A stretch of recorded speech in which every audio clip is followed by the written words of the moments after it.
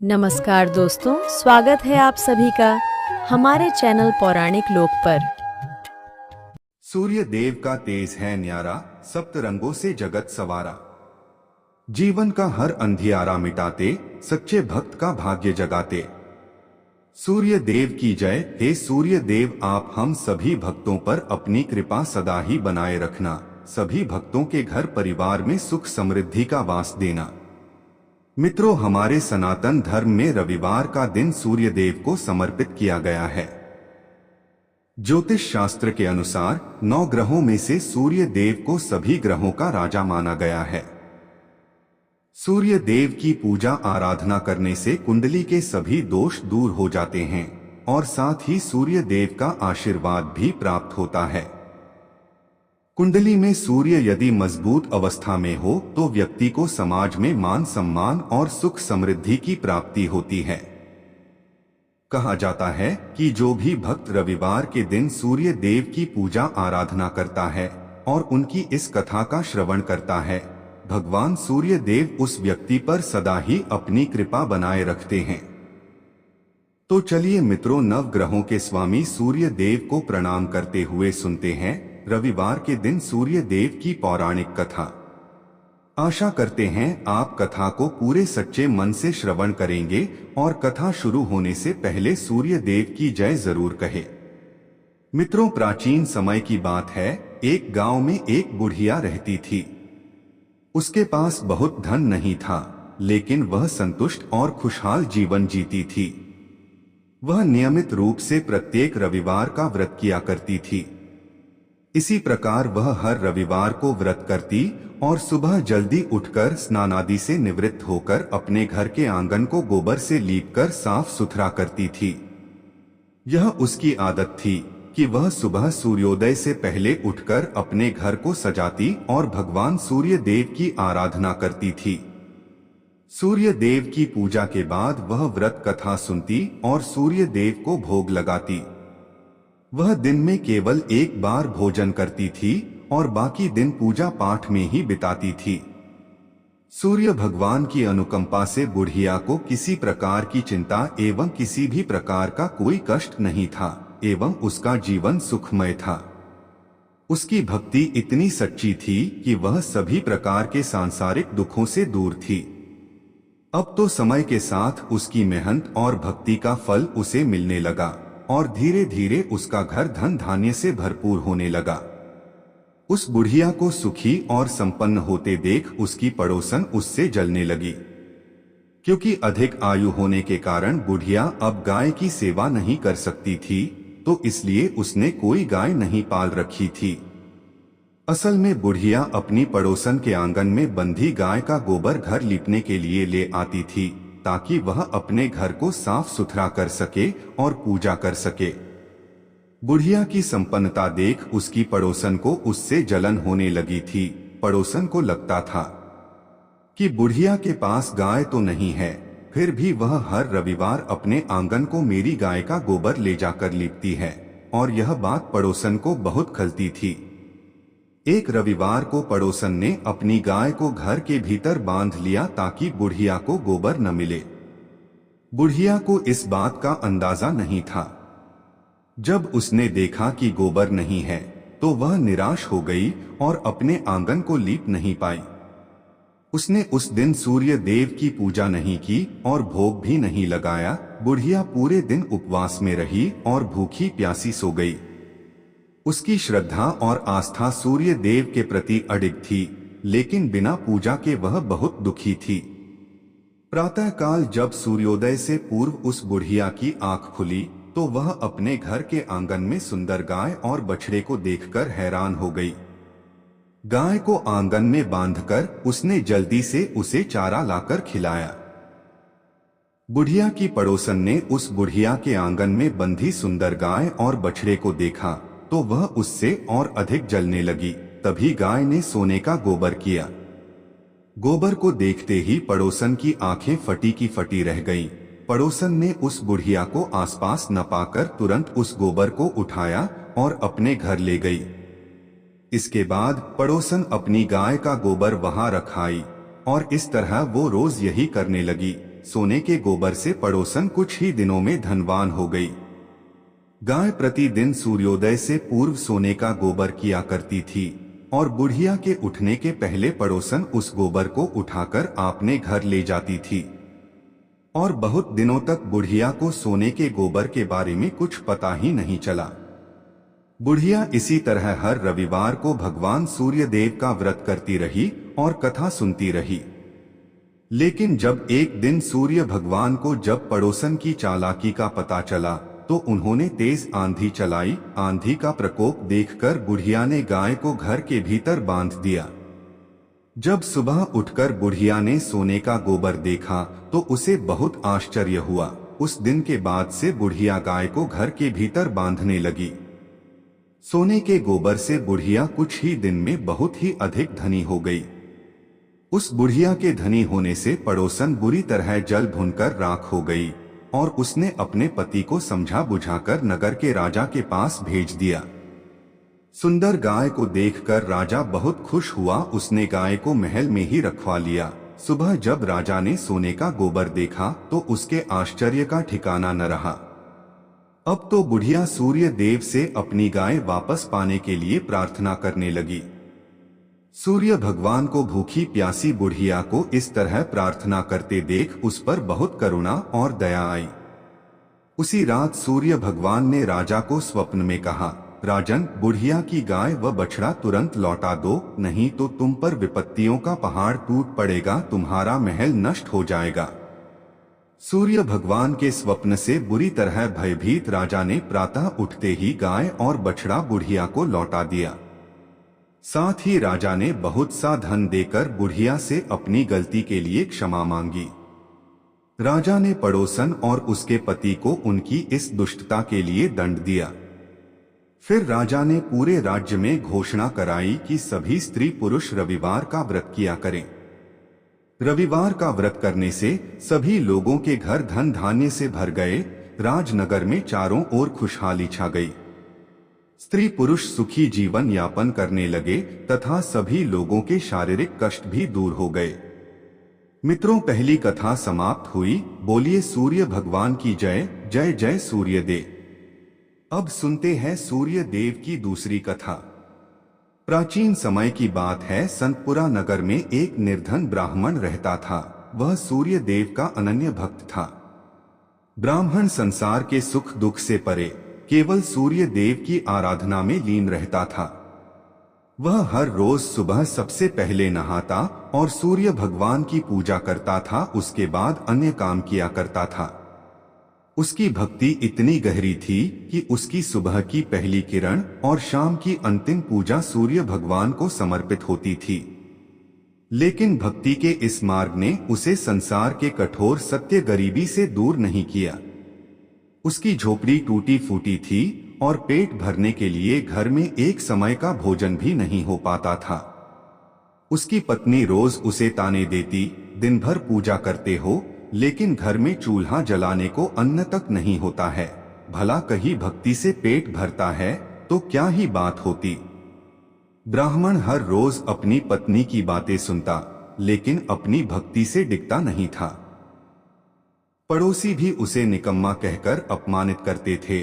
कोई कहता, सारा दिन इधर उधर घूमता है, जैसे कोई बड़ा तपस्वी हो। इन तानों और उपेक्षा ने उसके मन को गहराई तक आहत कर दिया।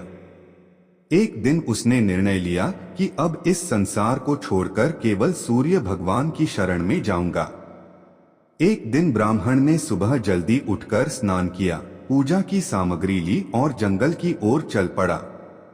चलते चलते उसे एक निर्जन स्थान मिला जहां एक सूखा हुआ पीपल का पेड़ और एक लगभग सूखा हुआ तालाब था। ब्राह्मण ने सोचा, यही स्थान मेरी भक्ति के लिए उपयुक्त है। उसने पीपल के नीचे बैठकर सूर्य भगवान की आराधना शुरू की। पूजा समाप्त होने पर उसने तालाब से थोड़ा सा पानी लिया और सूर्य भगवान को अर्घ्य दिया।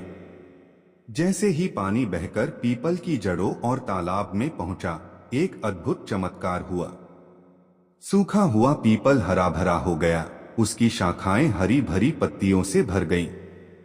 वहीं तालाब स्वच्छ जल से भर गया। जब ब्राह्मण ने सूर्य देव की आवाज सुनी तो वह घबरा गया और सोचने लगा कि इस पीपल में कोई भूत रहता है, जरूर वही मुझे आवाज दे रहा है। और ब्राह्मण बिना कुछ कहे वहां से लौट गया। अब तो हर रोज जब ब्राह्मण पूजा करता तभी उस तालाब से आवाज आने लगती। रोज यह सुन सुनकर वो चिंतित होकर दुबला होने लगा। ब्राह्मण की पत्नी कभी कभी उससे मिलने जंगल में जाती थी। एक दिन उसने अपने पति से पूछा, आप दिन पर दिन दुबले हुए जा रहे हैं। उसने अपनी पत्नी को सारी घटना कह सुनाई। उसकी पत्नी, जो सामान्यतः उसे ताने देती थी, इस बार अपने पति की बात सुनकर गंभीर हो गई। उसने कहा, यह कोई भूत प्रेत नहीं है, यह स्वयं सूर्य भगवान हैं, जो तुम्हारी भक्ति से प्रसन्न होकर तुम्हें वरदान देना चाहते हैं। ब्राह्मण ने चिंतित होकर पूछा, लेकिन मैं उनसे क्या मांगू? मेरी मांग छोटी हो तो जीवन भर पछतावा रहेगा, और अगर मैं कुछ भूल गया तो? पत्नी ने मुस्कुराते हुए कहा, तुम्हें उनसे यह मांगनी चाहिए कि नौखंड के महल में सोने के पालने में अपने पोते को झूलते हुए अपनी आंखों से देख सको। इससे तुम्हें धन, संतान, सुख और दीर्घायु सब कुछ मिल जाएगा। अगले दिन ब्राह्मण ने उसी स्थान पर जाकर सूर्य भगवान की पूजा की। पूजा के अंत में सूर्य भगवान फिर प्रकट हुए और बोले, हे ब्राह्मण, अब बोलो तुम्हारी क्या इच्छा है? ब्राह्मण ने साहस बटोरकर वही शब्द कहे जो उसकी पत्नी ने सिखाए थे। सूर्य भगवान मुस्कुराए और बोले, तथास्तु, तुम्हारी मनोकामना पूरी होगी।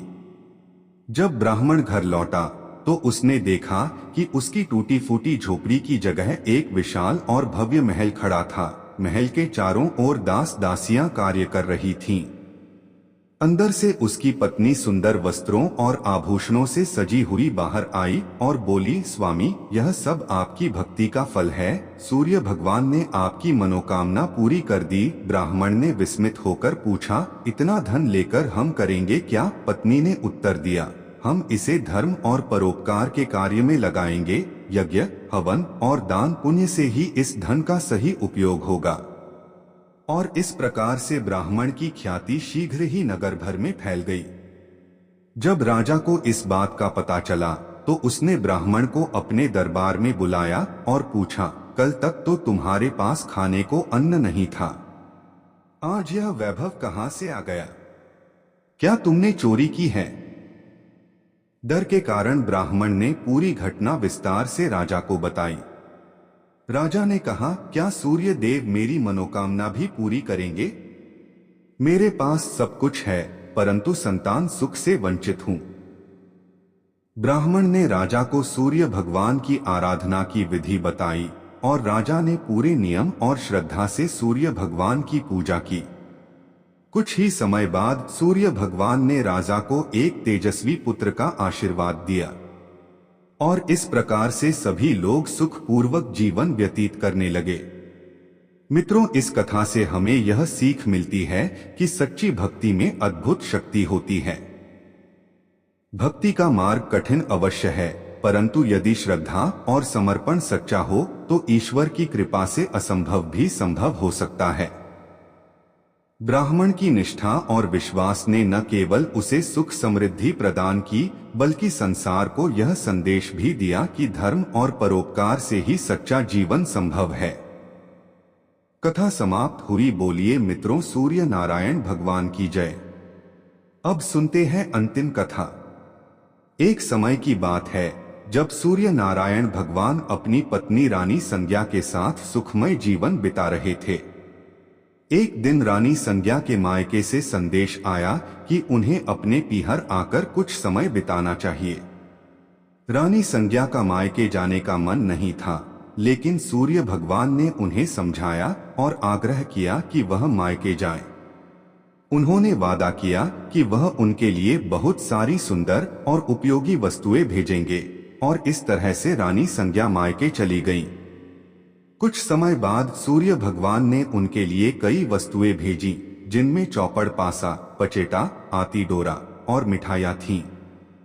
उन्होंने इन वस्तुओं को बड़े प्यार से भेजा ताकि रानी संज्ञा खुश हो सकें। रानी संज्ञा की भाभियां स्वभाव से चंचल और मजाकिया थीं।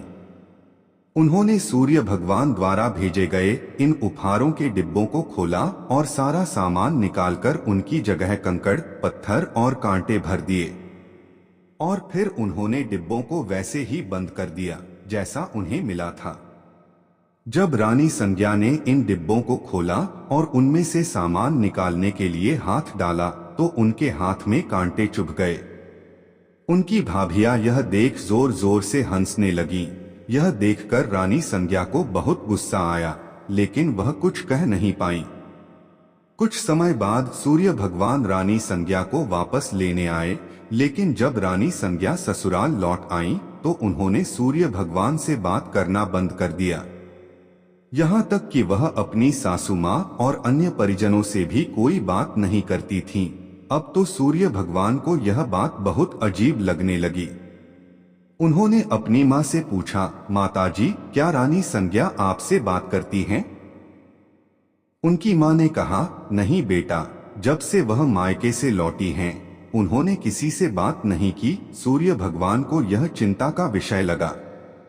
उन्होंने अपनी माँ से कहा, आज आप उनसे कहिए कि घर में साल यानी चावल की बोरी रखी है, उससे चावल निकालें, लेकिन ध्यान रखें कि एक भी चावल टूटना नहीं चाहिए। जब रानी संज्ञा को यह काम बताया गया तो वह और अधिक दुखी हो गई और उन्होंने अकेले में बैठकर रोना शुरू कर दिया। फिर वह छत पर गईं और चिड़ियों को पुकारने लगी। उन्होंने चिड़ियों से कहा, मैंने हमेशा तुम्हें दाना डाला है, अब मेरी मदद करो और इन चावलों को छील दो। चिड़ियों ने उनकी पुकार सुनी और सभी चावल छीलकर उड़ गईं। सायंकाल में सूर्य भगवान ने अपनी माँ से फिर पूछा, माताजी, रानी संज्ञा ने कुछ कहा? माँ ने जवाब दिया, नहीं बेटा, वह कुछ नहीं बोली। सूर्य भगवान ने कहा, अब आप उनसे कहिए कि 108 छेद वाली मटकियों में पानी भरें। जब रानी संज्ञा को यह काम बताया गया तो वह तालाब के पास जाकर बैठ गईं और वहीं रोने लगीं। उनकी हालत देखकर मेंढकियां उनके पास आईं और पूछा, आप क्यों रो रही हैं? रानी संज्ञा ने कहा, मेरी सासू माँ ने 108 छेद वाली मटकियों में पानी भरने को कहा है, बताओ इनमें पानी कैसे टिकेगा? मेंढकियों ने कहा, आप चिंता मत करो, हम छेदों पर चिपक जाएंगी, फिर आप आराम से मटकियां भर लेना। यह सुनकर रानी संज्ञा को थोड़ा सुकून मिला। मेंढकियों ने अपनी बात रखी और रानी संज्ञा ने आसानी से मटकियों को पानी से भर दिया। उस दिन भी सूर्य भगवान ने अपनी माँ से पूछा, माताजी, रानी संज्ञा ने कुछ कहा? माँ ने जवाब दिया, नहीं बेटा, वह अभी भी चुप हैं। सूर्य भगवान ने कहा, अब आप उनसे कहिए कि बाग में उनकी मासी जी आई हैं, उनसे मिलने जाएं। और उनसे यह भी कहिए कि जिस तरफ धागे बिखरे हैं उस तरफ जाएं। अगले दिन सूर्य भगवान एक महिला का रूप धारण करके बाग में बैठ गए। उन्होंने घूंघट डाल रखा था और धीरे धीरे रोने लगे। जब रानी संज्ञा वहां आई तो उन्होंने उस महिला को रोते देखा तो रानी संज्ञा ने पूछा, तुम क्यों रो रही हो? क्या कोई मुसीबत है? सूर्य भगवान महिला के स्वर में बोले, आपकी मुसीबत के सामने मेरी मुसीबत कुछ नहीं है। यह सुनकर रानी संज्ञा फूट फूट कर रोने लगी। उन्होंने कहा, मैं अपने मायके नहीं जाना चाहती थी, फिर भी उन्होंने मुझे जबरदस्ती भेज दिया। वादा किया था कि अच्छी अच्छी वस्तुएं भेजेंगे, लेकिन उन्होंने डिब्बों में कंकड़, पत्थर और कांटे भेज दिए। जब मैंने डिब्बे खोले तो मेरे हाथ कांटों से घायल हो गए। वापस आने पर उन्होंने साल में से चावल निकालने को कहा और एक भी चावल टूटने नहीं चाहिए। फिर उन्होंने 108 छेद वाली मटकियों में पानी भरने का आदेश दिया। यह कहते कहते रानी संज्ञा की आंखों से आंसू बहने लगे।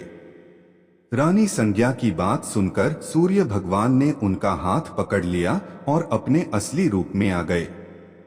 उन्होंने कहा, रानी संज्ञा, चुप हो जाओ, मैंने तुम्हारे लिए चौपड़, पासा, मिठाई और सुंदर वस्तुएं भेजी थीं। यह सब तुम्हारी भाभियों का मजाक था, मेरी कोई गलती नहीं थी। अगर तुमने यह बात पहले ही बता दी होती तो तुम्हें इतनी मुसीबत नहीं झेलनी पड़ती। सूर्य भगवान की बात सुनकर रानी संज्ञा को राहत मिली और उन्होंने सूर्य भगवान को क्षमा कर दिया और सूर्य देव रानी संज्ञा के साथ खुशी खुशी रहने लगे। मित्रों, यह कथा हमें यह सिखाती है कि धैर्य और सहनशीलता हर परिस्थिति में हमारा साथ देते हैं। इस कथा में प्रकृति के जीव जंतुओं जैसे चिड़ियों और मेंढकियों ने रानी संज्ञा की मदद की, जिससे यह संदेश मिलता है कि जब हम दूसरों के लिए अच्छे काम करते हैं तो संकट के समय वे भी हमारी मदद करते हैं।